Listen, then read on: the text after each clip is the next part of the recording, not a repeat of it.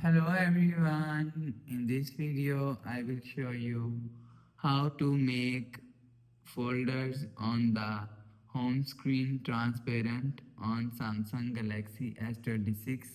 So let's start the video. First of all, go to app library. So just swipe up. Now here, so click on folder. So if you want to make folder on the home screen transparency, so now here showing you colors. So click on colors. So color palette is showing here. So select cool and warm colors from here. So after select color, click on done. So after the process, go back to home screen, refresh phone. So that's how you can make folders on the home screen transparent on Samsung Galaxy S26.